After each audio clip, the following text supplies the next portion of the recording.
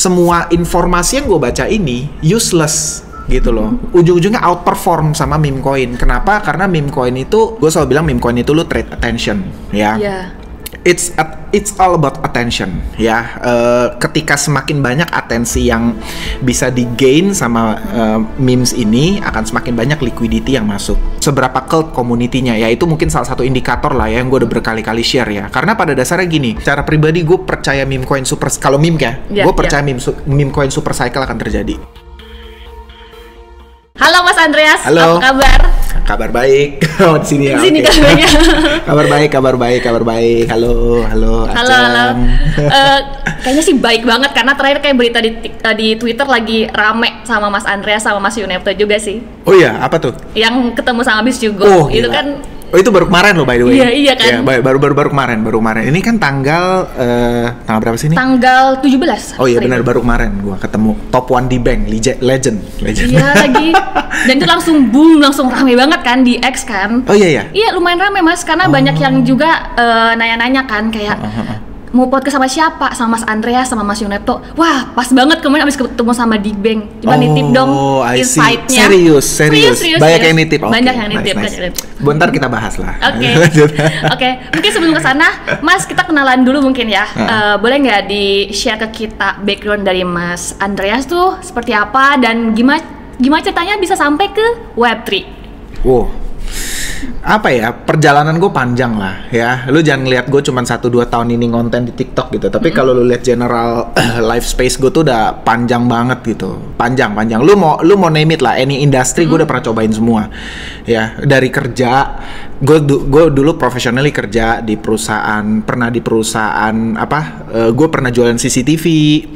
Terus gue pernah kerja di travel agent, gue pernah di travel tech, gue pernah di entertainment industry, gue pernah bikin bisnis juga, gue pernah bikin clothing, gue pernah bikin F&B, banyak lah kayak gue juga musician, banyak banget yang gue udah pernah cobain di hidup ini gitu. Dan kayak sekarang ya gue sekarang masih bekerja by the way ya. Kalau teman-teman ada yang tahu, gue tuh masih bekerja online tapi kerjaan gue digital marketing, kantor gue di England. Tapi kayak ya besides gue ngonten juga gitu sih. Dan emang keren sih, aku juga nonton banyak banget kontennya Mas Andreas sih. Wah, thank you.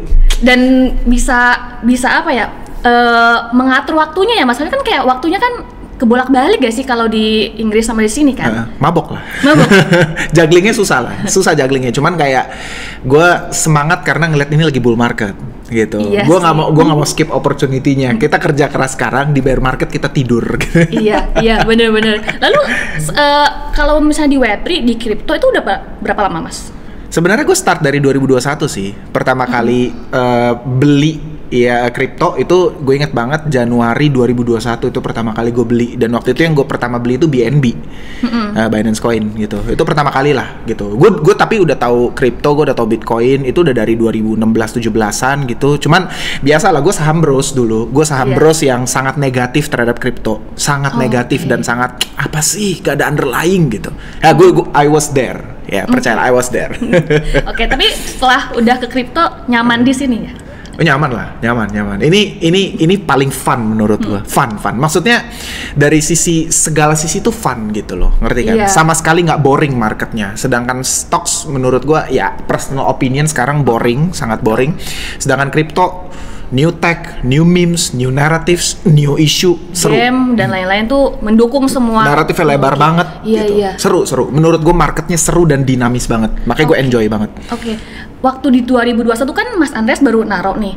Dan kayaknya waktu itu aku juga kan udah mulai belajar kan. Dan masih belum banyak website atau enggak berita yang membahas semua project crypto kan. Masih belum sebanyak sekarang. Oh iya benar. Kalau Mas Andreas belajarnya gimana itu waktu itu membuat program belajar, karena kan lumayan challenging ya untuk belajar banget. Web3. Banget. Dulu tuh gue masih ngandel sebagai beginner dulu di awal gue tuh ngandelin kayak mainstream website lah kayak CoinMarketCap, terus juga media kayak CoinDesk, Cointelegraph, kayak gitu-gitu ya. Terus dulu gue belum gitu use Twitter. Terus gue belajar dari YouTube juga banyak, kayak YouTube yang terkenal lah, kayak Coin Bureau, udah gitu juga yang terkenal dulu kan ada BitBoy gitu. Gue belajar dari mereka semua dulu di awal-awal gitu untuk ngebuka knowledge-nya gue gitu. Tapi sekarang sih, wah gue udah nggak perhatiin itu semua sih, jujur aja. CoinMarketCap media gue udah nggak perhatiin sama sekali. Gue fokus Twitter sekarang. Iya, karena alfanya di situ coy. Lebih cepat ya kalau Twitter ya, dan lebih valid gak sih berita-beritanya kalau di Twitter? Karena kan mungkin banyak yang baru-baru nih yang kayak sedang lagi nonton, apakah ini berita tuh valid atau enggaknya dilihat dari mananya, Mas? Valid sih, ya tentu gini ya. Gue nggak bisa bilang Twitter 100% valid, enggak ya. Karena kan Twitter itu kan opini ya. Semua kan yang nulis itu kan orang ya, person to person ya. Misalnya gue yang nulis, lo yang nulis, dan itu kan mostly subject to person gitu loh, ngerti kan? Menurut gue ini oke, belum tentu menurut kamu oke gitu. Cuman kayak over time ya, lu udah akan bisa mengkurasi sendiri sih mana yang menurut kalian itu oke, mana yang layak didengar, mana yang tidak layak didengar gitu. Over time ya, tapi ya ini nggak bisa kayak formula yang sekali jebret gitu, nggak bisa. Ya learning by doing lah ya. Proses panjang. Nggak bisa kayak lu take shortcuts gitu tuh, nggak ada. Gue nggak percaya. Gitu. Ini kan Mas Andreas kan terkenal dengan King of Meme Coin, Mas. Itu gimana cerita awalnya, Mas? Gue juga nggak ngerti itu dari mana, bener deh. Karena gue nggak pernah yang kayak nge-branding diri gue di situ, nggak pernah. Gue kan nggak pernah lah. Lu cek di Twitter, di TikTok, gue nggak pernah yang kayak I am gitu. Nggak pernah, anjir, nggak pernah. Tapi justru dari orang-orang sekeliling. Orang-orang sekeliling. Cuman awalnya tuh gue cuman gara-gara suka joking aja gitu. Gue kan maksudnya kan gue suka joking lah mengenai meme coin gitu. Awalnya tuh gue inget banget ya, awal gelar itu muncul gara-gara gue lagi lumayan pissed off gitu loh dengan all of my thesis investment gitu loh, mengenai ini itu ujung-ujungnya semua outperform sama meme gitu loh. Gara-gara Wave, gue inget banget waktu itu yang Dog with Hat. Ya aku bahas juga tuh di TikTokku. Rame banget. Iya, itu naik kan udah ratusan ribu % dari awal launch kan gitu. Dan kayak gue langsung mikir, gila lu ngapain sih maksudnya gini, kalau lu kenal gue dulu sebelum gue jadi dijulukin King of Meme Coin, gue tuh fundamentalis luar biasa. Idealis banget. Sangat. Gue baca white paper tuh, lu kalau tahu gue tiap hari baca white paper tuh kayak orang gila. Gue baca white paper tuh bener-bener baca ya, bener-bener baca. Gue tuh pahami konteksnya, ini project apa. Makanya banyak banget project yang gue bisa jelaskan sampai detail gitu, karena gue baca white papernya semuanya gitu loh. Most yang gue beli itu gue baca papernya gitu, sampai gue sadar semua informasi yang gue baca ini useless gitu loh. Ujung-ujungnya outperform sama meme coin. Kenapa? Karena meme coin itu ya mereka trade attention gitu loh. Mereka nggak, itu buat gue itu kayak satu new paradigm lah buat gue, trade attention ya, attention ekonomi. Dan akhirnya gue start joking about meme gitu ya. Ya itu sebenarnya dari joke sih. Jadi akhirnya ada yang bilang meme lord lah Allah. Tapi ya udahlah, gue terima itu sebagai lucu-lucuan aja lah.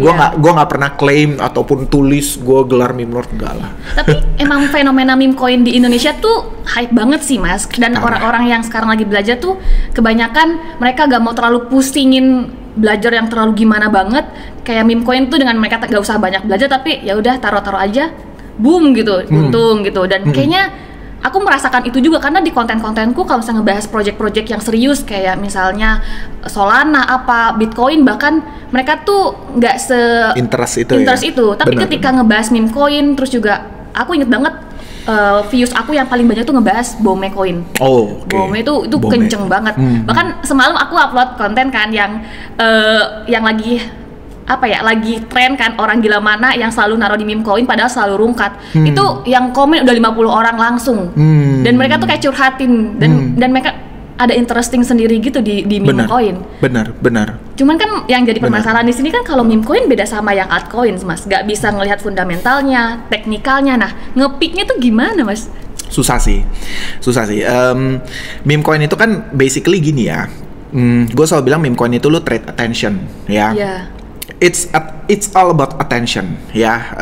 Ketika semakin banyak atensi yang bisa digain sama memes ini, akan semakin banyak liquidity yang masuk. Itu teori sederhananya gitu. Dan basically gimana cara gue kurasinya, gue udah pernah bahas lengkap sih sebenarnya di Twitter. Tapi gue secara pribadi punya beberapa cara mengkurasi lah. Karena kan meme sendiri menurut gue ada memes yang gue bisa beli for long term, ada memes yang gue cuman kayak short apa ya, cepat banget gitu. Iya. Shift cepat, kayak like kadang-kadang gue bisa hitungan jam doang buy sell gitu. Hitungan jam pakai bot gitu ya. Tapi kalau yang gue banyakan beli ya, yang banyakan yang ada di porto gue sekarang itu memang meme yang gue kurasi for long term. Yang memang yang bisa buat ya 3 tahun lagi gitu. No, I think timeline-nya beda-beda lah ya. Timeline-nya beda-beda gitu. Karena kan masing-masing tergantung. Ini soalnya meme itu banyak yang time sensitive menurut gue. Contohnya ada political memes, ada contoh country memes. Itu beda-beda semua timeline-nya gitu. Tapi kayak gimana cara kurasinya? Wah, susah ya kalau ngejelasin secara terbuka gini ya. Tapi yang jelas nomor satu, gue pasti lihat community-nya. Gue lihat seberapa cult community-nya, ya itu mungkin salah satu indikator lah ya yang gue udah berkali-kali share ya. Karena pada dasarnya gini, attention economy means memes itu tuh kan harus find new liquidity terus kan untuk untuk ada intinya new buyer terus lah, new buyer supaya harganya naik terus dan kayak yang di belakang nahan untuk sell gitu. Karena ya itu market tuh seperti itu gitu. Nah, kalau community-nya cult, community-nya active share gitu ya, itu akan find new liquidity terus gitu. Nah, gue cari memes yang memang community-nya tuh cult gitu. Community-nya tuh kayak dari dia beli dia active sharing gitu. Nah, karena itu yang buat gue bisa find new liquidity terus gitu loh. Oke. Kalau misalnya lumayan kayak wah gitu, mungkin nanti teman-teman bisa lihat Twitternya atau X-nya Mas Andreas nih untuk ngecek cara Mas Andreas nge-pick meme coin. Iya. Kalau bisa ngelihat siklus halving sekarang ya Mas, siklus halving yang sebelumnya, menurut Mas apakah akan lebih besar yang sekarang atau nggak lebih besar? Kalau dari siklus halving untuk meme coin, untuk altcoins? Ini secara pribadi gue percaya meme coin super, kalau meme ya, gue percaya meme coin super cycle akan terjadi. In fact kita udah bisa ngeliat sekarang lah. Gini, kalau kita bahas histori ya, kedua prior cycle, 1-2 cycle sebelumnya gitu ya. Memes itu kan yang paling terakhir lari kan sebetulnya kan. Memes itu yang paling terakhir dapat rotasi gitu. Jadi Bitcoin, Ethereum naik dulu ya, setelah Ethereumnya naik baru Ethereumnya itu kasarnya gini kan, sebenarnya kan rotasi dari Ethereum kan sebetulnya rata-rata kan gitu. Setelah orang-orang profit di Ethereum dia rotasi baru ke meme coin, baru meme coin itu pada kelimpahan liquidity.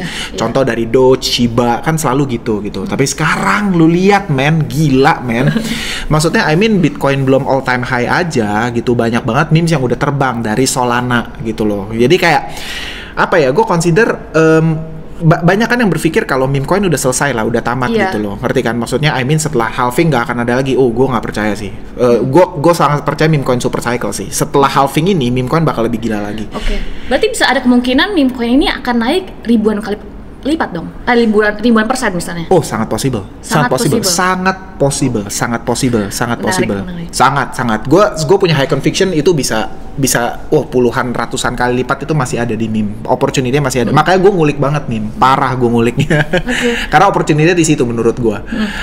Kalau penasaran nanti pantengin terus X-nya Mas Andreas, barangkali di spill sedikit-sedikit meme coin apa yang bakalan naik. Sering. Gue udah sering spill kok di Twitter, gue udah sering spill. Nah, kalau misalnya di meme coin Mas, cara untuk apa ya? Gue sambil minum nggak apa-apa ya? Boleh silakan. Kalau misalnya di meme coin Mas, teknis yang digunakan apa? Apakah misalnya moonback atau apa gitu? Karena kan kalau meme coin menarik. Kayak sekali apakah langsung dijual 100%? Nah, ini beda-beda sih. Ada yang memang gue moonback, ada yang kayak memang gue cuman ambil first wave buang gitu. Karena gini, teman-teman harus paham ya, pergerakan harga kripto, especially meme coin ya. Rata-rata gue bisa bilang 95-99% gitu ya. Apalagi yang lu lihat di Solana sekarang ya, dimana setiap hari dari pump fund aja tuh bisa seratusan bahkan ribuan meme ya. Tahu kan pump fund yang kayak platform untuk launch meme gitu ya. Itu aja bisa ratusan bahkan ribuan memes gitu ya, launching setiap hari.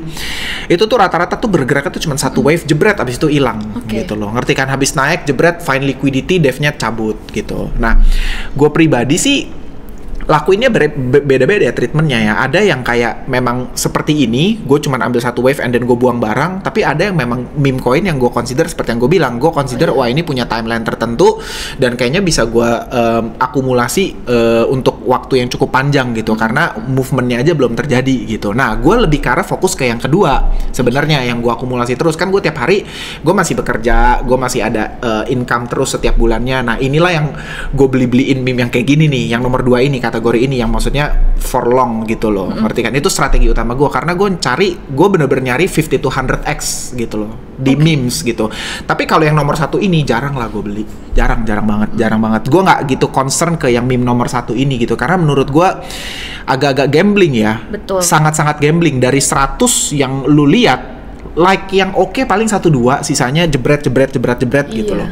Most likely ketika lu ketemu pun lu bisa jadi udah telat gitu. Jadi gue nggak pernah fokus ke yang sebelah sini gitu loh, jarang banget lah. Sesekali ada gitu gue beli kalau yang menarik, tapi most likely gue fokus ke yang sini, yang memang gue bisa akumulasi memesnya dan menurut gue punya potensi bahkan 10, 50 to 100x itu yang gue fokusin sih. Wah, menarik kalau bahas meme coin.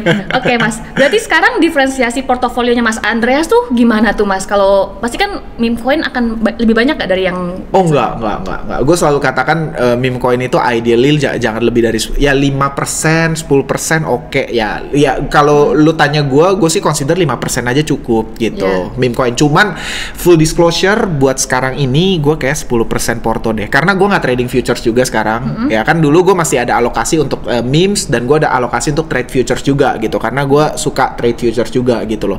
Tapi lately kayak gue berpikir gue nggak trade futures dan gue fokus on meme coin aja. Jadi kayak kalau ada duit gue beli meme coin terus. parah gue beli meme coinnya agak-agak gila lah. Wah, boleh nggak Mas di-spill ada berapa meme coin yang sekarang Mas taruh? Ya kira-kira aja. Yang kayak ya udah taruh. Belasan sih.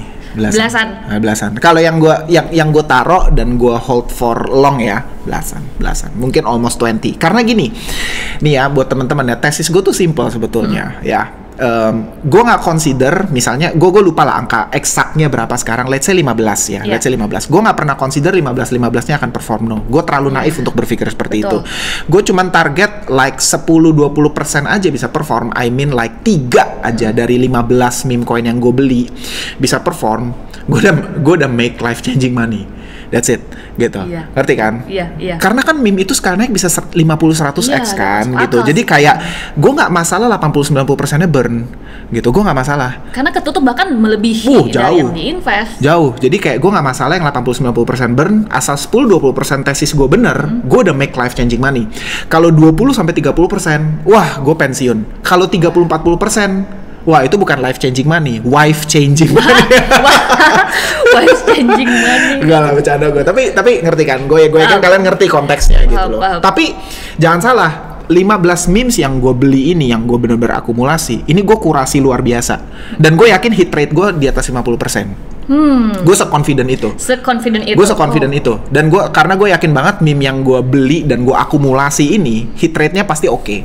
Gitu. At least gue consider 30-40% pasti hit gitu. Walaupun misalnya yang lainnya 60-70%-nya mampus gitu ya. Gue gak keberatan. Karena asal yang sekian porsi naik udah lebih dari cukup profitnya.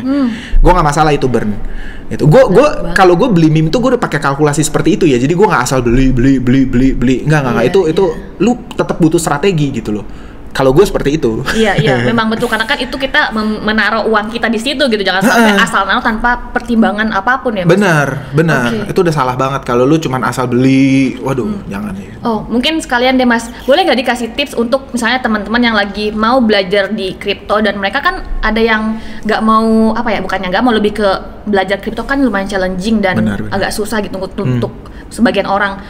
Tipsnya dong Mas, kalau misalnya ada yang baru-baru mau belajar nih. Supaya mereka minimal aware aja sih dengan risknya gitu ketika mereka naruh sesuatu, apalagi di meme coin ya. Iya. Untuk awal belajar ya,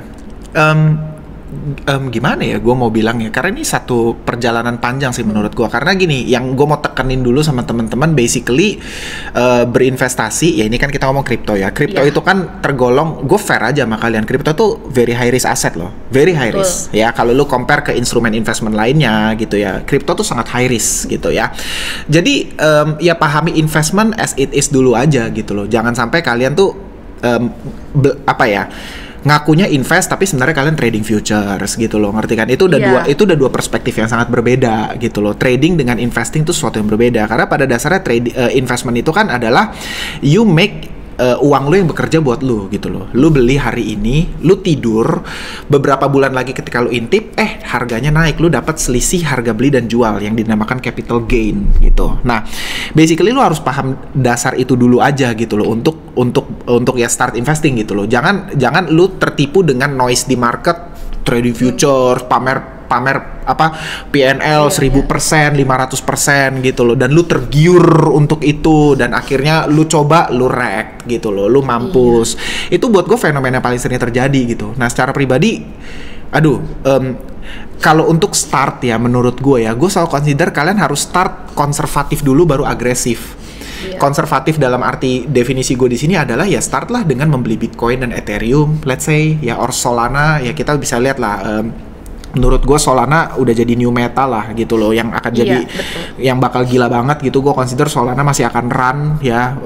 Solana rally-nya belum selesai definitely gitu, walaupun udah naik dari 8 sampai 200 sekian dolar ya. Tapi menurut gue belum selesai, masih akan terus naik ya. Dan kalian harus menikmati yang namanya capital gain dulu, menurut gue, ngerti kan? Gak bisa kayak lu start invest crypto dengan futures gitu, langsung meme coin, meme coin atau NFT gitu. Itu udah kayak derivatif yang terlalu jauh lagi gitu. Tapi kayak start dengan yang konservatif dulu aja.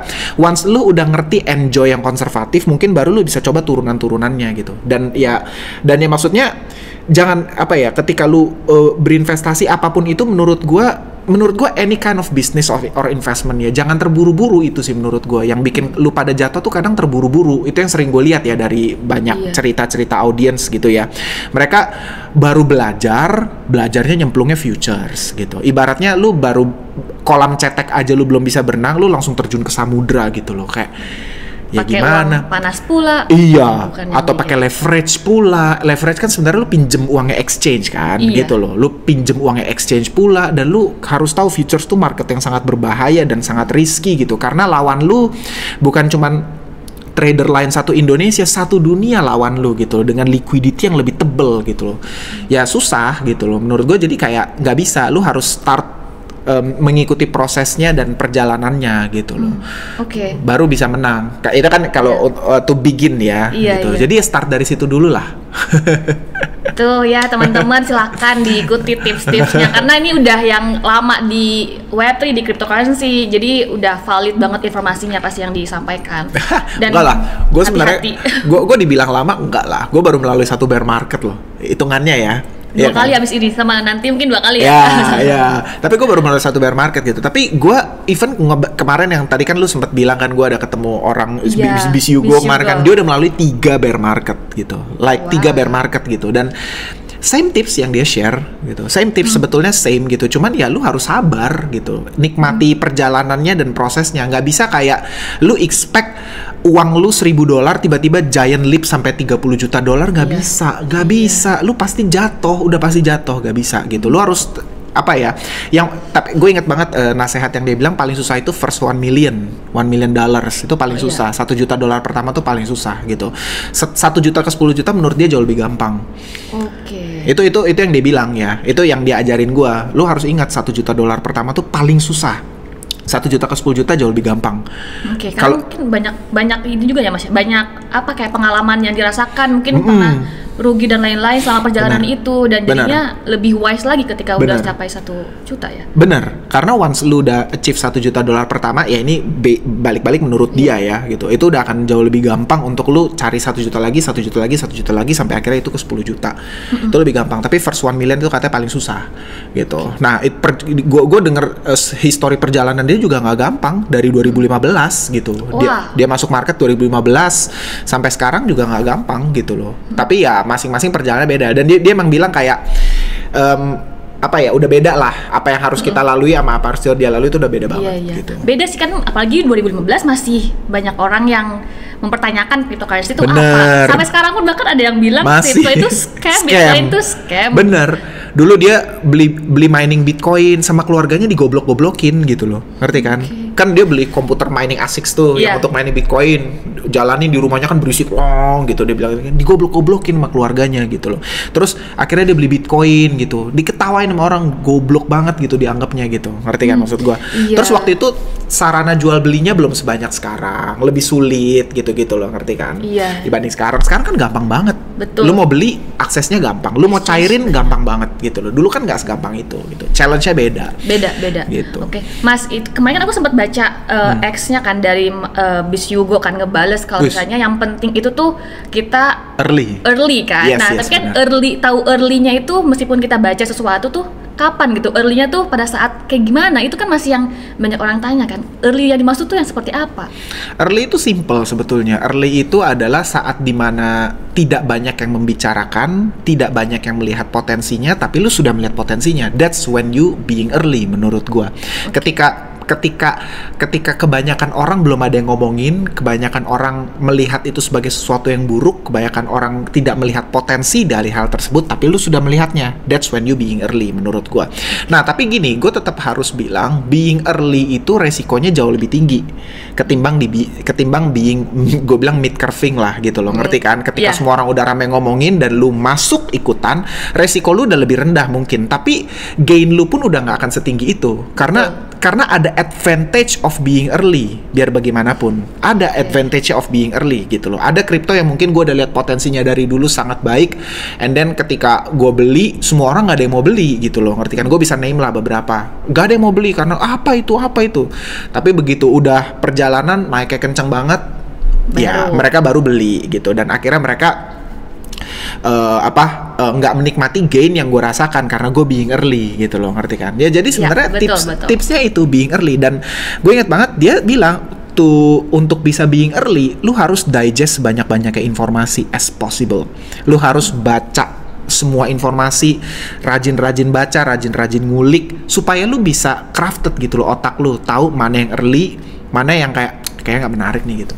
Dan ini perjalanan ini proses ya. Ini nggak bisa kayak maksudnya gini ya, gua sama temen-temen atau gua sama Ajeng atau sama siapapun bisa aja baca informasi yang sama, tapi cara kita ngelihat view tuh beda gitu loh, ngerti kan? Cara view-nya pasti berbeda gitu loh. Jadi ya kayak gitu sih. Tapi emang it's bener-bener being early. Ya mungkin sesimpel kalau misalnya ini ya Mas, kalau kita mau invest di sesuatu, misalnya contohnya meme coin gitu, ketika harganya masih yang sangat kecil banget gitu, kayak coba naro, jangan sampai pas dia udah naik baru naro kan, itu kan kayak termasuk being early juga kan. Bener-bener di early stage banget untuk invest gitu, dan betul. Benar, dan rewardnya juga beda banget, gainsnya beda banget gitu. Ada satu kripto ya, kalau teman-teman ada lihat di YouTube juga, dulu kan gue YouTube juga kan, iseng-iseng gitu. Ada satu kripto yang gue call waktu itu di YouTube gue secara live, dan udah sempat naik sampai 30 kali lipat gitu. Dan ya I think being early tuh ya kayak gitu, ngerti kan? Once lu ngelihat potensinya, lu buy, and then ya udah ketika udah naik gila-gilaan, karena gain exposure dan persentase profitnya juga beda gitu loh, ngerti kan? Lu masuk di 0,1 dan lu masuk di $2, yang di $2 naik 20% aja jadi 2,4 let's say kan. Tapi kalau di gua itu udah 400% gitu loh. Ngerti kan maksud gua? Ngerti kan maksud gua? Karena dari 0,1 naik 0,4 harganya itu udah 400%. So itu advantage of being early sebetulnya gitu loh. Dan sebenarnya si Bis Yugo ini tuh nyampein hal yang sama gitu. In any industry, mau di bisnis, lu harus being early, baru lu bisa dapat yang namanya gains yang jauh lebih besar dibanding semuanya. Misalnya bisnis apa kayak ayam, kayak boba, kayak kopi, kayak apapun lah. Lu being early, ya lu nikmati advantage gainsnya gitu loh. Di kripto pun sama sebenarnya. That's why Bis Yugo ini tuh mulai dari 2015 di saat orang-orang bahkan belum tahu ada kripto di dunia ini, iya kan? Yap. Saat semua orang masih sangat negatif lah, dia udah start gitu.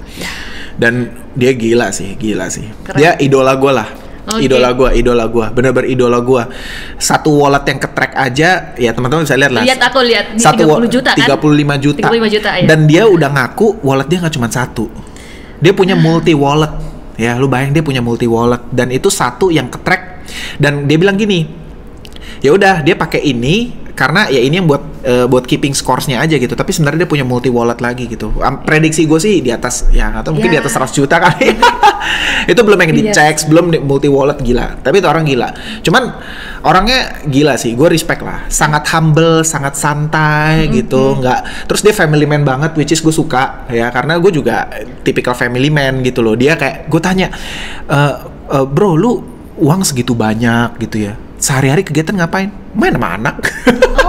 Anaknya so sweet. Anaknya 8 sama 6 tahun, anaknya 2. Ngapain sehari? Main sama anak. Kalau lagi liburan, anak liburan sekolah jalan-jalan, udah keliling dunia.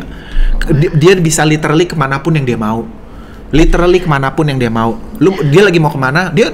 Kita kemarin banyak ngobrol trip plan. Dia mau ke sini, mau ke sini gitu. Udah udah gitu. Iya benar. Mengikuti ya udah dia maunya gimana ya tinggal dijalanin aja. Udah. Seenak itu gitu loh. Dan aku melihat juga cara dia membalas DM-nya Mas Andreas juga sangat sangat baik ya. Maksudnya sangat humble dan sangat kayak welcome banget gitu. Baik.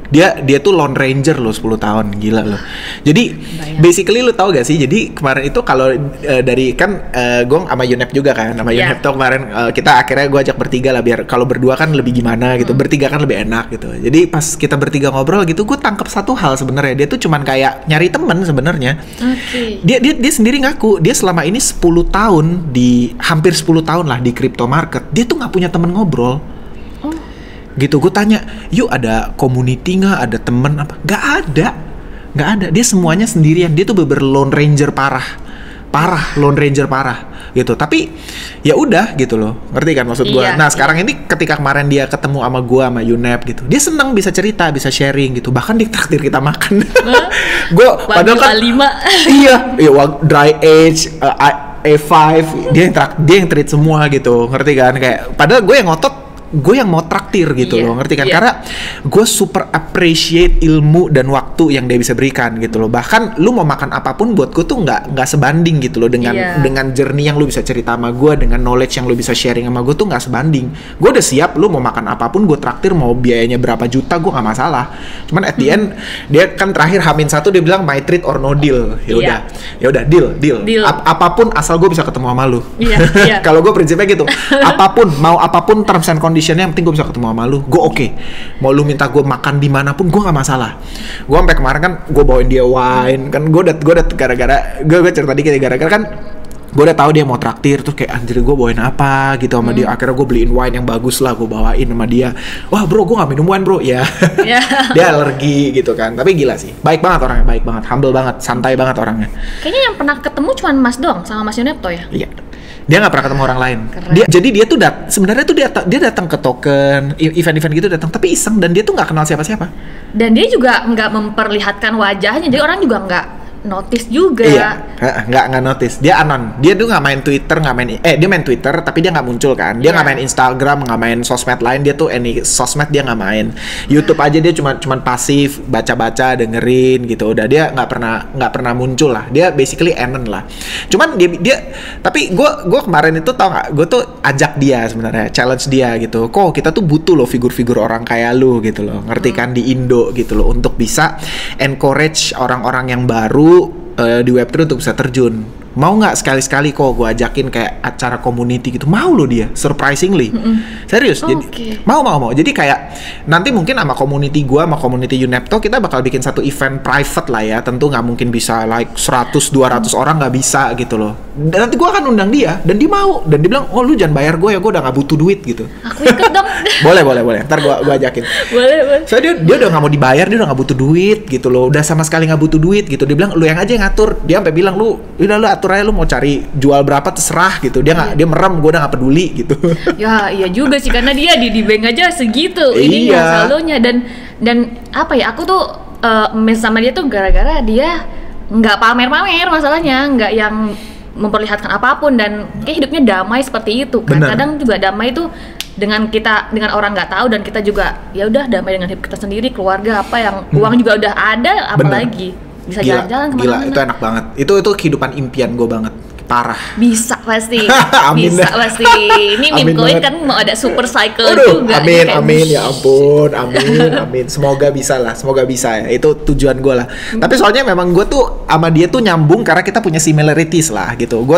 Dia tuh juga nggak suka yang kayak apa? Dia nggak suka yang kayak branded stuffs gitu atau kayak sports car gitu. Oh, justru sederhana. Sederhana banget orangnya. Sederhana banget. Dia tuh nggak suka kayak gitu-gitu, kayak ngapain sih gitu loh menurut dia gitu. Gue tuh juga dari dulu gitu nggak terlalu gimana, nggak punya obsesi yang kayak gitu-gitu gitu. Gue lebih suka, gue tanya interest nomor satu lu apa, jalan-jalan, traveling, sama kayak gue. Gue suka jalan-jalan gitu. Apalagi dengan orang-orang yang gue sayang, dengan keluarga, gue seneng banget. Jadi ya mungkin itu yang lebih ke arah itu sih yang gue aim sih. Karena juga kan di kripto juga banyak acara yang di luar-luar juga bisa sambil jalan-jalan juga, sambil kerja jalan-jalan. Benar. Oke. Seru tapi seru. Mas, kalau saya di meme coin udah pernah paling banyak berapa X, Mas? Kalau yang di meme coin ini selama di web 20-30x pernah. 20-30x pernah. 20-30x, jadi gue pernah gain sampai hampir 30x, gue jual setengah, terus turun sampai dasar. Gitu. Ngerti kan? Gue pikir gue moon back, gue pikir ya nanti kali aja masih bisa naik lagi, tapi ya udah. Ya. Gak apa-apa lah ya, Mas. Oke, Gak berasa ya? Gak berasa. Itu instant flip sih, itu gue lagi di Korea tuh, gue ingat banget lagi di Korea gitu, tiba-tiba wih gitu. Ya udah gak apa-apa, yang penting masih bisa sambil makan Korean barbecue di sana. Jadi kayak ya udahlah, nggak apa-apa. Nggak apa-apa, itu udah biasa lah. Iya, emang udah harus terima resiko kan, Mas. Kalau udah kayak gitu tuh ya udah saatnya kita emang ada untung, saatnya memang kita ya ragpul gitu. Itu udah yang resiko, harus udah siap kan. Tapi at least gitulah. Tapi so far masih profit oke lah. Kan katanya kalau belum OG, kalau belum pernah rugi di kripto. Oh benar. Nih ya, si BCU gue aja tuh kasih satu nasihat yang menurut gue tuh bener-bener facts dan fair. Emang resiko sama reward tuh selalu berbanding lurus. Itu yang juga berkali-kali gue katakan. Risk dan reward tuh selalu berbanding lurus. Dia bilang kalau lu nggak kalau ini BCU gue ngomong ya. Kalau lu nggak bisa tahan downside 70-80%, lu nggak deserve 100x. Wah. Ngerti kan maksud gue? Iya. Orang kalau misalnya drop 5-10% udah panik, udah mencak-mencak, teriak-teriak, dia bilang lu nggak deserve 100x. Iya. Nggak bisa. Gitu loh, nggak bisa. Lu nggak deserve the reward. You berani ambil resikonya, you deserve the reward. Ngerti kan maksud gue? Itu fair. Gue selalu juga mengatakan hal itu, resiko dan reward berbanding lurus gitu. Kalau lu turun 20%, panik, mencak-mencak, stres gitu, ya udah, gue bisa bilang you don't deserve the reward. Lu nggak deserve 50-100x. Sesimpel itu sebenarnya. Sesimpel itu. Tapi kalau lu tahan 70% semua lu tahan dengan resikonya, ya dan you deserve the reward gitu. Mungkin bukan dari ini, tapi mungkin bisa jadi dari yang lain. Tapi soalnya mental lu tuh kebentuk gitu. Ngerti kan? Iya, karena psikologis juga ya. Bener, karena itu tuh bukan cuman bicara profit and loss, itu tuh bicara mentality lu. Gue selalu gue minjem satu istilah dari teman gue Aris ya. Ada yang dinamakan mental capital gitu. Ada capital dalam arti uang, ada yang namanya mental capital. Mental capital ini sama pentingnya lu untuk bisa profitable di industri ini. Basically any business, any investment kerja, lu tuh butuh mental capital gitu. Kalau mental capital lu belum siap, lu nggak akan bisa enjoy the reward juga, nggak bisa. Iya. Gitu. Setuju. Nggak bisa. Mental capital lu nggak tahan gitu ya dengan terpaan gitu ya. Lu nggak tahan dengan proses, nggak bisa. Ya sama lah kayak lu nge-gym, lu harus tahan disiksa baru lu jadi otot. Kripto semua sama lah. Lu kalau nggak tahan ngelihat porto lu minus 67, 80, 90% atau bahkan kena rug pull, lu nggak siap dengan resiko seperti itu, dan you juga don't deserve the 50-100x reward. Karena pada dasarnya lu akan sedefensif itu, ngerti kan maksudnya? Iya. Lu nggak tahan nih ngelihat minus 20%, lu pasti defensif banget portonya gitu. Dan jadi ya gain lu mungkin sekian, tapi lu nggak bisa enjoy nih yang kayak jebret multiplikasi. Susah. Oke. Wah, ini juga daging Wagyu A5 nih yang kita bahas hari ini. Waduh. Tercerahkan nih. Dry age. Dry age. Oke, gak berasa nih kita udah ngobrol cukup panjang juga. Iya loh, udah 40 menit ya. Iya. Terakhir deh Mas, coba spill dong Mas favorit altcoins dan juga meme coin, 3 aja coba Mas. Waduh, berat banget. Ya, oke. Favorit altcoin ya. Yang jelas altcoin ya di luar Bitcoin ya. Ya jelas Ethereum, Solana, ICP itu 3 favorit gua. Ethereum, Solana, ICP. Ya itu yang gue sangat punya high conviction akan terus naik lah ya itu akan terus gitu. Tapi ya di luar itu gue masih punya yang kayak GameFi naratif, semua gue masih punya lah gitu. Terus kalau meme coin favorit gue ya apa ya? Gue punya banyak meme coin sih. Tapi yang jelas nomor satu yang lagi jadi biggest backs gue cerita sama kalian lah ya. Itu political memes. Ya gue kasih. Political memes. Trump. Oh, aku lihat juga di X-nya deh. itu biggest backs gue saat ini. Itu biggest backs memes gue saat ini. Gitu karena gue udah pernah share lah sebetulnya di Twitter gitu. Gue udah pernah berkali-kali ngasih hints gitu loh. Kalau misalnya karena kan it's about attention kan gitu. Jadi kayak kalau instead of menurut gue buying political memes is similar like lu bet on prediction market menurut gue. Gitu. Sama aja tapi instead lu bet di prediction market, lu buy its meme, so lu bet on attentionnya gitu. Itu favorit gue sekarang. Nomor satu yang gue bisa jujur itu biggest backs gue untuk meme saat ini. Dan itu by the way itu gue udah naik almost 4x ya. Udah naik banget lah.